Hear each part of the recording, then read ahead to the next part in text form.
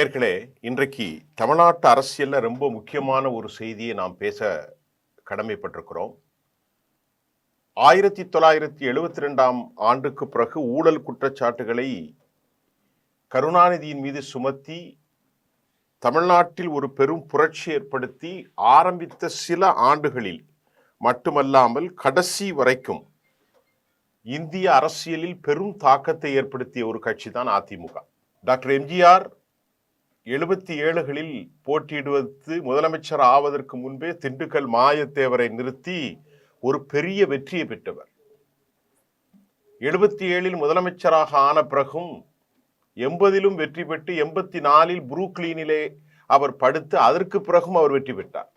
நோயற்ற காலத்திலும் கடைசியில் மரணிக்கும் வரை 84 டிசம்பர் 24ஆம் தேதி வரைக்கும் டாக்டர் எம்ஜிஆர் அவர் உருவாக்கிய அந்த கட்சி யாராலும் அசைத்து பார்க்க முடியாத வலிமையான வாக்கு வங்கியை கொண்டிருந்தது. 1991ல் அதே வழியில் செல்வி ஜெயலலிதா அந்த கட்சியை வழிநடத்தி 2016 மரணிக்கும் வரை அவரும் முதலமைச்சராகத்தான் இருந்தார். அதிமுகவினுடைய ஆழமான வேர்கள் பிற்படுத்தப்பட்டோர், தலித்துகள், எல்லா சமூகங்களையும் ஒருங்கிணைத்திருந்த ஒரு வலிமையான இயக்கம் இன்றைக்கு உடைந்து போயிருக்கிறது, உடைந்து கொண்டிருக்கிறது, உடைக்கப்படுவதற்கு திட்டமிடப்படுகிறது.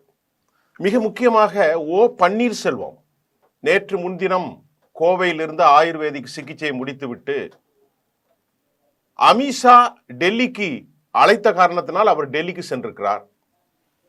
அவர் எதற்கு டெல்லிக்கு சென்றார் என்று தற்போது தெளிவான தகவல்கள் கிடைத்திருக்கிறது.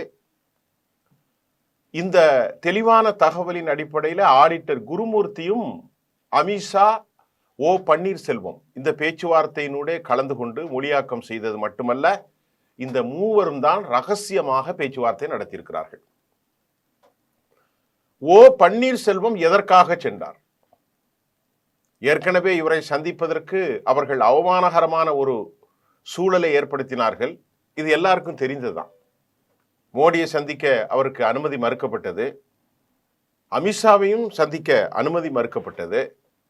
இப்ப மறுபடியும் அவரை அங்கே கொண்டு சென்று அவசரமாக அதே போன்று அந்த பேச்சுவார்த்தைக்கு அவர் செல்கின்ற போது குருமூர்த்தியும் துக்ளக் குருமூர்த்தியும் செல்வது உங்களுக்கு பல விஷயங்களை தமிழ்நாட்டு அரசியல்ல ஞானம் பெற்றிருந்தால் இதை புரிந்து கொள்வதற்கு அதிக ஞானமோ படிப்பறிவியோ தேவையில்லை.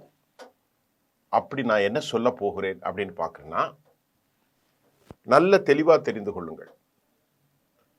பாரதிய ஜனதாவினுடைய மிக முக்கியமான நோக்கம் அதிமுகவை அழிப்பது. நான் ஏற்கனவே பலமுறை சொல்றேன், அதிமுக இல்லாமல் சென்றால்தான் அந்த இடத்தில் பாஜக தன்னை உருவாக்கி கொள்ள முடியும், ஆழமாக தனது கால்களை பதிக்க முடியும். இதை தெரிஞ்சா நீங்க எந்த விஷயத்துக்கும் போக மாட்டீங்க. இந்த நடவடிக்கை அவர்கள் பல மாநிலங்கள்ல சக்சஸ் ஃபார்மேட், தேவகவுடாவிலிருந்து உத்தவ் தாக்கரேல இருந்து நிதிஷ்குமார்ல இருந்து எல்லா ஸ்டேட்லையும் ரொம்ப ஆழமா அவங்க பதிஞ்சிருக்கிறாங்க. கொஞ்சம் நெஞ்சம் இல்ல, ரொம்ப தெளிவா அழகா வெற்றி கொள்ள முடியும். இது தமிழ்நாட்டில் இருக்கிற அதிமுக தலைவர்களுக்கும் தெரியும். இப்ப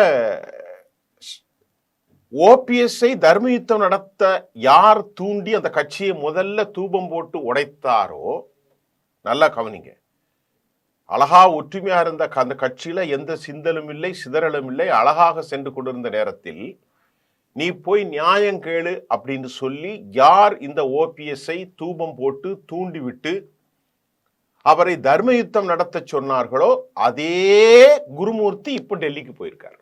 இப்ப உங்களுக்கு புரியும்னு நினைக்கிறேன். ஆமை புகுந்த வீடும் அமினா புகுந்த வீடும் உருப்படாது விளங்காது என்பது போன்று குருமூர்த்தி கால் வைத்த இடம் அவருக்கு நன்மையாக இருக்கலாம், அவர் கட்சிக்கு நன்மையாக இருக்கலாம். அதிமுகவுக்கு அது ஒருபோதும் நன்மையாக அமைய போவதில்லை என்பதை நீங்க சுருக்கமா புரிஞ்சுருங்க. அதிமுகவினுடைய மூத்த தலைவர்கள், அதிமுகவினுடைய கட்சியை உருப்பட வேண்டும் என பெரும் தியாகம் செய்தவர்கள் எல்லாம் இன்னைக்கு வெளியே இருக்கிறாங்க. அந்த கட்சி உண்மையிலே சிறப்பாக வளர வேண்டும் என்று எண்ணியவர்களும் கட்சியிலிருந்து தூக்கி எறியப்பட்டிருக்கிறார்கள். அதற்காக தன் வாழ்நாளை அர்ப்பணித்தவர்கள், அதற்காக கடுமையாக போரிட்டவர்கள், அதற்காக உழைப்பு செய்தவர்கள் அனைவரையும் எடப்பாடி பழனிசாமி சேர்க்க மறுக்கிறது மட்டுமில்ல, எடப்பாடி பழனிசாமி தான் தோன்றித்தனமாக தான் மட்டுமே கட்சி என்றும் தான் ஒரு எம்ஜிஆர் ஜெயலலிதா என்றும் தன்னை பற்றிய மாயபிம்ப கண்ணோட்டத்தில் அவர் பயணிக்கிறதுனால இப்ப அந்த கட்சி 23% ஆயிட்டு. இத நல்ல உணர்ந்திருக்கிறாங்க.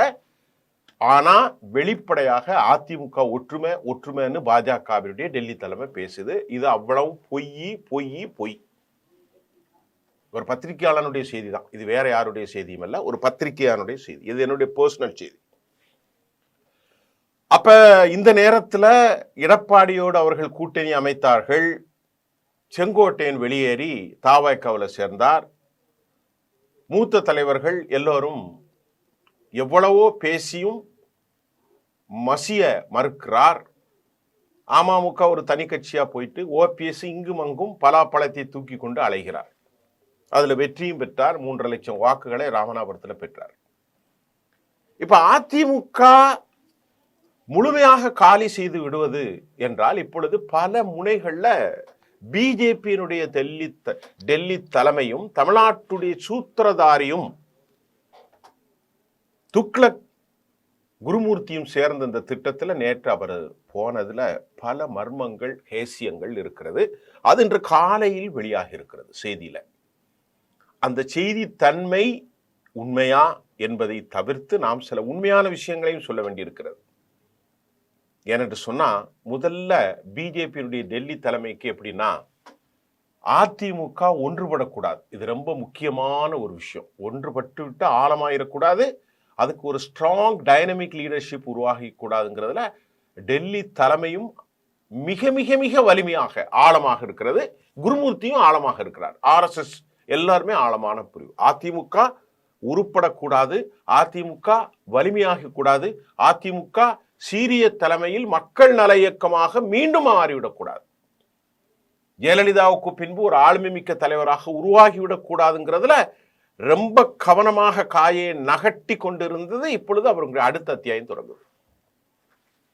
எடப்பாடி யாரையும் சேர்க்க போவதில்லை, கட்சி அழிந்தாலும் பரவாயில்லை, தான் மிகப்பெரிய அளவுக்கு பொருளீட்டியாச்சு, 4 வருஷம் முதலமைச்சராக இருந்தாச்சு, இனி வெற்றி பெற்றால் என்ன வெற்றி பெறாவிட்டால் என்ன, தமிழ்நாட்டுடைய அந்த போட்டோ மாற்ற இடத்துல எடப்பாடியும் முதலமைச்சராக உருவாயிடுறார், அது எனக்கு போதும்ங்கிற மனநிலையில அவர் பயணித்து கொண்டிருக்கிறார். அவருடைய பேச்சில் எந்த ஒரு இம்பாக்டும் தமிழ்நாட்டில் இல்லை. நல்லா கவனிங்க.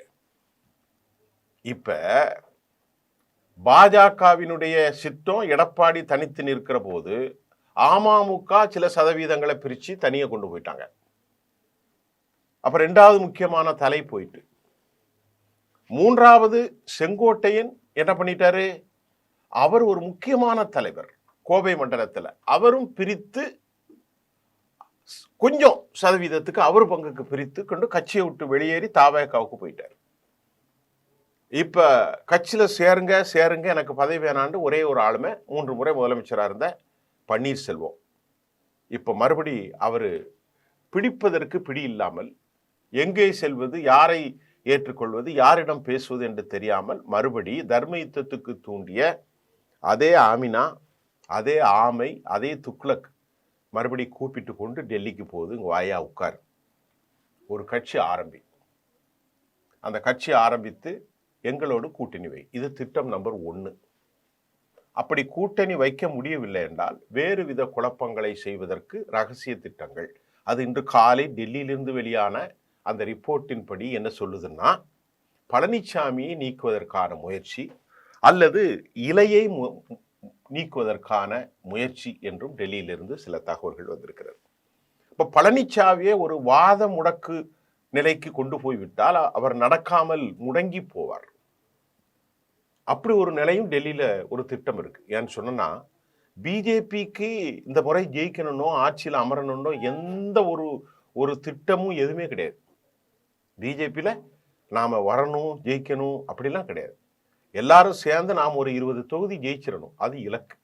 அப்படி இல்லைன்னா அதிமுகவை காலி செய்யணும், அந்த இடத்துல நாம அடுத்து உருவாகிடணும் அப்படின்னு ஒரு பெரிய கனவை அவங்க கண்டிருக்கிறாங்க.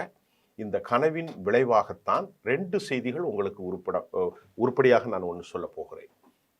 அதாவது ஒன்று, தனி கட்சி ஆரம்பித்து அவர் மூலமாக சில தொகுதிகளை பிரித்து கொண்டு ஓபிஎஸோடு கூட்டணி வைத்து முக்குளத்தோர் வாக்கு வங்கியில வலிமையாக கால் பதித்து அங்கே ஒரு 5-6 சீட்டை ஜெயிச்சிடணும் அப்படின்னு பாஜக திட்டம் போடுது. இப்ப முக்குளத்தோர் வாக்கு வங்கியில நீங்க சொன்னா ராமநாதபுரம், மதுரை, இந்த தென் பகுதிகளெல்லாம் நல்ல ஒரு இதுல இருக்கிறது, தேனி, பெரியகுளம் இந்த பகுதியில். அப்ப எடப்பாட்ட சொல்லுவாங்க, நாங்க வேற ஒரு கட்சியில கூட்டணி வச்சிருக்கிறோம், நீங்க அந்த கூட்டணியை பத்தி கவலைப்படக்கூடாது அப்படின்னு சொல்லி அவங்களுக்கு அமமுக மற்றும் பன்னீர்செல்வத்தை எல்லாம் சேர்த்து தாங்களுக்கு கிடைக்கும் வரைக்கும் மிச்சம் இல்லது அட்லீஸ்ட் வாக்கு வங்கியை பெரிய அளவில் உயர்த்திக்கிடலாம். இது அடுத்து பேரத்துக்கு அடுத்து நாங்க தான் பெரிய கட்சின்னு ஒரு பொர்ட்ரேட்டுக்கு ஒரு இல்யூஷனை கிரியேட் பண்றதுக்கு ரொம்ப வசதி அப்படின்னு அவங்க சிந்திக்கிறாங்க. இதுல இன்னும் ஆயுதங்கள் இருக்கு.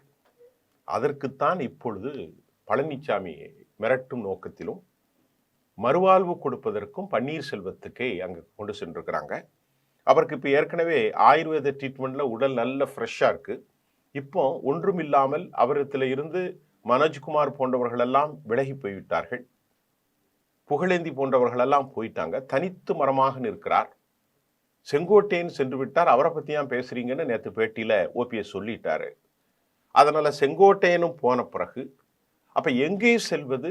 2 பக்கமும் தண்ணீர் வெள்ளமாய் பெருக்கெடுத்து ஓடுகிறது.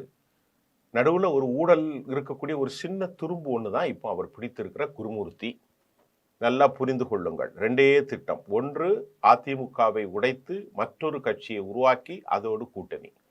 2வது, அப்படி இல்லை நான் அதிமுகவிலே மரணிக்கும் வரை பயணிப்பேன் என்று சொன்னால் சட்ட ரீதியாக பழனிசாமிக்கு குடைச்சல் கொடுத்து ஏற்கனவே பலமிழந்து போயிருக்கிற அந்த வேர்களை உறுதிப்படுத்தி தீர்ப்பை மாற்றி பழனிசாமியை காலி செய்வது.